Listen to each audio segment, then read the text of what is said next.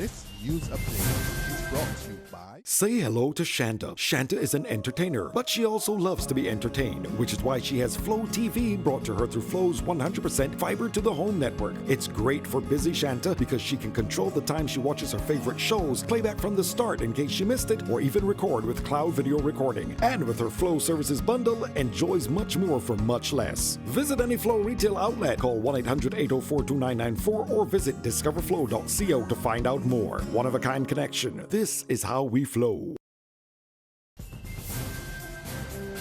It's Tuesday, March 29, and time for the Barbados Today Evening Update. So glad you can join us. I am Fernella Wedderburn.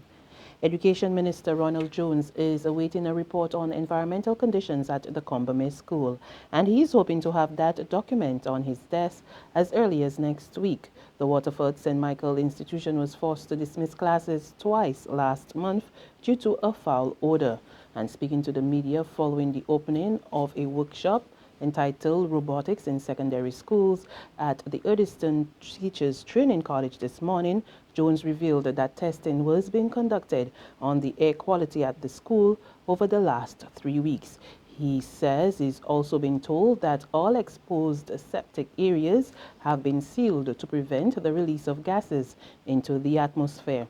He says officials are also seeking permission from owners of private property near the institution to remove trees believed to be giving off a foul odor before term 3 begins. Payday is coming for workers of the Barbados Water Authority. General Secretary of the Barbados Workers Union, Tony Moore, says workers will be paid outstanding monies by the end of April. She made the disclosure after an hour-long meeting with workers this morning, where she briefed them on the details of an emergency meeting held last Thursday to curtail a strike action. The disbursement of the money will now have to be done through, I believe, a supplemental, which would have to go through the usual channels from the Treasury to Parliament and so on. And Parliament is in recess until the 19th of April. I believe, therefore, that the groundwork will be prepared so that when Parliament comes off recess, when Parliament gets back into session, that it will just be a matter of approving, so that we are very hopeful that by the end of the month we can have payments being disbursed to the workers of the authority. Despite this development, Moore says there are still some 30 issues that remain unresolved. From our perspective, we are not going to lose momentum. This was the elephant in the room for some time.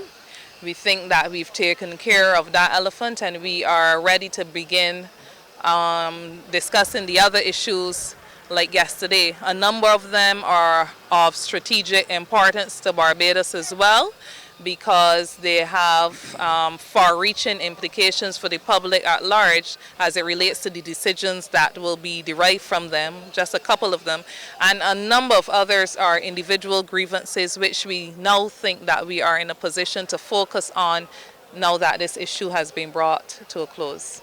Last Thursday, the island ports of entry were forced to cease operations for a few hours after workers there joined in solidarity with their BWA colleagues who had been on the picket line for nearly a week. Shop steward Kyle Boy says the workers are happy to be back on the job. We, the Committee of Management, would want to thank the Barbadian public for supporting us. We are happy to get back into work. The workers was always willing to work. It was just on the management, and we are going to be improving our service delivery to the public, and we are excited to get back in the field so that those people in St. Joseph and those areas can get water. We are willing to go, happy to go back to the settlement. Meantime, the National Union of Public Workers is reporting progress in negotiations pertaining to the terms and conditions for staff transitioning to the Barbados Revenue Authority. But NUPW Acting Assistant General Secretary Wayne Waldron says the union is awaiting word from authorities on arrangements for workers under the Pensions Act. We are seeking on this occasion to ensure that we sign off on a collective agreement. And when we sign off that collective agreement, then each worker should be issued a copy of that collective contract to inform their decision in terms of their conditions of work. One other provision that we are insisting on also is that the amendments be made to the pension with the Barbados Revenue Authority Act Section 10.2, the amendments be made so that they continue under Cap 25. That's what they enjoy right now in the public service. Cap 25 of the Pension Act that covers them right now in the public sector. And also we are asking that the salaries and time earned under the Barbados Revenue Authority be treated as pensionable. We are still awaiting on the relevant authorities to have those amendments made so that we can advise that that part of the process has been completed. So once we have the pension arrangements in terms of the amendments completed, then we will advise that it sets the conditions for workers to exercise their option to go with BRA or not to go with the Revenue Authority. That was NUPW Acting Assistant General Secretary Wayne Waldron speaking to the media following a meeting with workers at the union's headquarters this morning. In sports, the tour is on. India will play 4 tests in the West Indies in July and August. President of the West Indies Cricket Board, Dave Cameron, made the disclosure today, ending the uncertainty over the tour. The tour was in jeopardy after the West Indian players abruptly pulled out during their tour of India in 2014, citing payment issues. This soured the relationship between the Board of Control of Cricket in India and the WICB. However, talks between the two sides later ended the impasse. Cameron says the series is on, although the dates are yet to be confirmed. India last toured the West Indies back in 2011.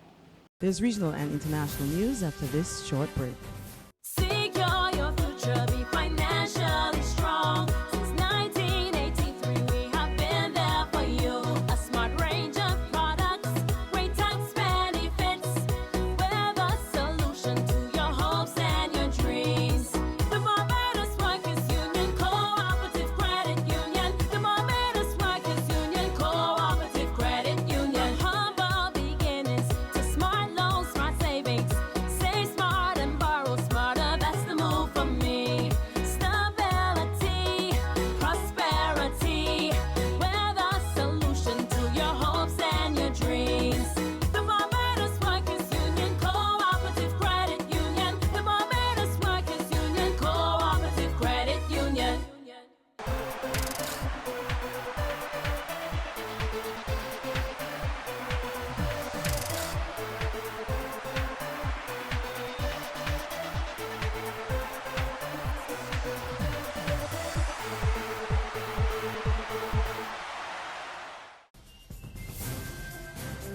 Regionally, for the second time in less than a month, fire is raging at the New Providence landfill in the Bahamas. And the Member of Parliament for Tall Pines, Leslie Miller, is calling on the Perry Crispy administration to urgently address the situation, as it is having a negative impact on the health of residents in and surrounding areas. I trust that the officials responsible, Mr. Ken Dawson, who's the Minister for the Environment, would visit the dump and come and see to it, sit with Mr. Cox and those guys, and come up with devise a comprehensive plan to have this matter addressed once and for all, that it could stop the burdens on the life of the ordinary Bahamians. Smoke drifted into the surrounding communities where residents have expressed concerns that officials pay lip service but take no real action. Miller suggests unless security is beefed up, there is not much they can do to prevent arsonists from setting fires. They normally would lit the tires, and I see a truck that's now full of tires. I think what they need to do is stop having tires come to the dump or have a shredder plant at the dump so you can shred those tires, because those tires are used for road works, used for patios. You can put those in paint when you're making some special products. So we need now to have a shredding plant to stop all those tires from coming to the dump. Further afield, the PMDB, the largest party in Brazil's governing coalition, pulls out of the Dilma Rousseff government. And according to political pundits, the move could hasten impeachment proceedings against the president. Opposition lawmakers want to remove Rousseff over claims that she manipulated accounts to hide a growing deficit. And finally, at least 6 people were killed after a small private plane crashed on an island off the east coast of Quebec. Authorities say the plane crashed as it approached a local airport in Île-de-Madeleine amid heavy winds and snow. Officials with the Transport Safety Board of Canada are en route to the crash site to determine the cause. And that's news and sports, but for the very latest, visit our website, www.barbadostoday.bb. Also, subscribe to our e-paper, email updates, and like us on Facebook. We're also on Izumi Media in bus terminals or screenplay at supermarkets and gas stations near you, as well as Channel 99 on Flow TV and the Bix 96.9 FM. I'm Fernella Wedderburn. Good evening.